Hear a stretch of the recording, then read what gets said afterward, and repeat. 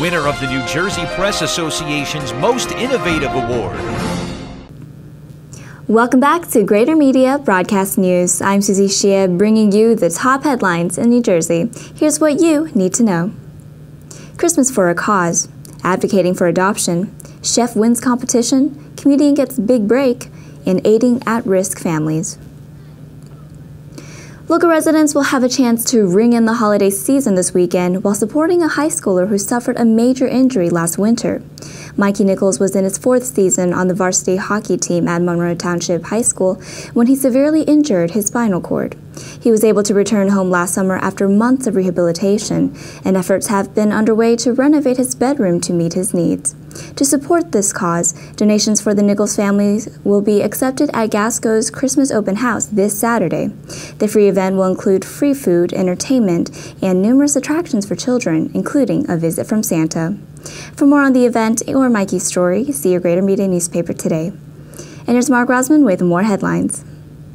A U.S. Army veteran with ties to Millstone Township and to Jackson was remembered this week as a man who advocated on behalf of his fellow veterans and who sought to impart a sense of patriotism in children. Richard Brody, 66, of Millstone Township, died on November 17th. In 2001, Brody and other veterans lobbied Millstone Township officials to create a veterans memorial in the community. The effort was successful, and the monument was dedicated on Memorial Day 2002. Brody subsequently accepted the job of organizing local events commemorating Veterans Day and Memorial Day. Brody was a member of the class of 1966 at Jackson Memorial High School and an inductee into the high school's Hall of Heroes, which honors veterans who graduated from Jackson schools. In recent years, he visited local schools and taught students about patriotism and the sacrifices that members of the armed forces make in defense of the nation. Brody would explain the significance of the POW MIA flag and ask the children to write letters to the families of servicemen who remain missing in action so the families would know their loved ones had not been forgotten. A complete article about Brody's service to the community may be found in this week's edition of the Examiner and the Tri-Town News. A recently released report says changes are needed to help low-income families in New Jersey. Here's Adam Ujalko. More than half of New Jersey's children 8 years old and under live in a family where neither parent is able to attain full-time, year-round employment, according to a report released by the Annie E. Casey Foundation. The report highlights childhood poverty nationwide and breaks the data down on a state-by-state basis. In New Jersey, 28% of children 5 and under were found to be at risk for developmental delays associated with poverty. Cecilia Zalkin, the executive director of Advocates for the Children of New Jersey, said the stresses of poverty could be eased from a policy-level approach.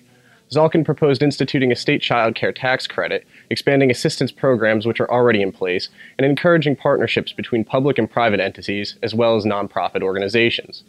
In many cases, the report says assistance programs already exist and work well, but access is very limited for low-income families. Expanding access is a challenge the state and the nation face moving forward. For more on the report and childhood poverty, see your local Greater Media newspaper. And here are the headlines you need to know. In what officials described as the year's happiest day in the courthouse, 10 local families finalized 16 adoptions at the Middlesex County Courthouse last week. This took place in celebration of National Adoption Day. The Borough of Helmetta has agreed to a request by the New Jersey SPCA to relinquish control of the borough's quarantine animal shelter. The Helmetta Regional Animal Shelter will be under the group's supervision for 90 days and a subsequent 30-day review period. It may be his passion for cooking great food that started Peter Morris on his path to becoming a chef, but it was his skill and creativity that led him to win the Tri-State Food Expo culinary competition. The Langosta Lounge chef won the honor against 2 other competitors last month in Secaucus. The Matawan-Aberdeen Regional School District is taking steps to become a greener district. The district is the first in Monmouth County to enroll in the Sustainable Jersey for Schools program, a certification program that advances sustainable practices in schools. Santa Claus will make his grand return to Broad Street this Friday when Red Bank holds its annual lighting ceremony and Holiday Express concert. The all-volunteer troupe of musicians will kick off the holiday season. To learn more about the event, see your Greater Media newspaper today. And here's Mike Pavlichko of Greater Media's WCTC with an update on Rutgers football. After that, we have Tim Morse with more on local sports.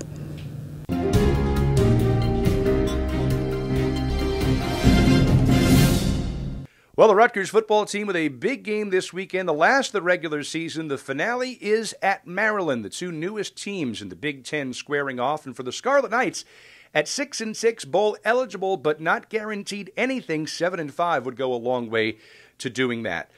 But one thing that's been talked about in the last couple of days since Rutgers' blowout loss at the hands of Michigan State in East Lansing was how Rutgers was not competitive against the four best teams on their schedule.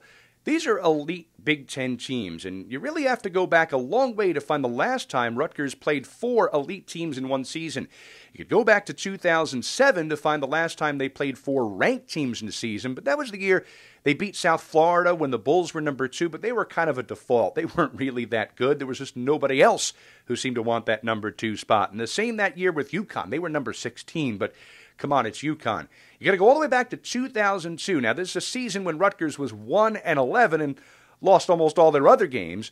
But that year, they played number 11 Tennessee on the road and lost, number 3 Virginia Tech on the road and lost, at home against number 1 Miami, and then at number 8 Notre Dame and lost. That's the last time.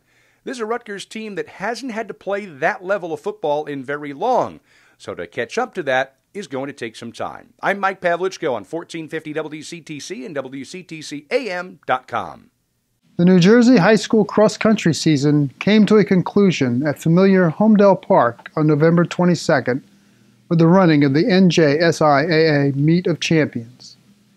Hundreds of the best Harriers from across the state who advanced through the state sectional and group state championship meets to qualify for the MOC ran for individual and team honors on the time-tested Homedale course. Strong winds made it difficult on the runners, but they persevered. When the boys began their 5,000-meter run, defending champion Christian Brothers Academy was the favorite. The Colts, in blue singlets on the right, were in the middle of the charge up the first hill, where hundreds of spectators were waiting to cheer them on. Running in a group, CBA easily captured its record 20th MOC title. Smoke signaled the start of the girls' race and the race to get to the front of the pack. The runner in the dark blue uniform wearing bib number 315 is Homedale's Marin Warner, the top local runner, who finished 6th.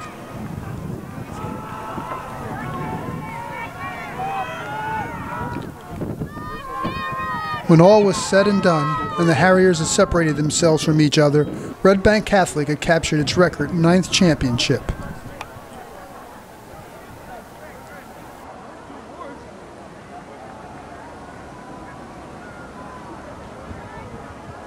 Tim Morris for Greater Media Newspapers. A new project aims to ensure the long-term health of the Atlantic Ocean. Here's Kathy Chang. Stakeholders representing coastal states from Virginia to New York, along with state and federal agencies, are beginning the work of drafting a plan aimed at ensuring the long-term health of the Atlantic Ocean. Representatives of the Mid-Atlantic Regional Planning Body, the group charged with drafting the Regional Ocean Action Plan, held a public listening session on November 18th in Long Branch to outline the process of creating the long-term plan.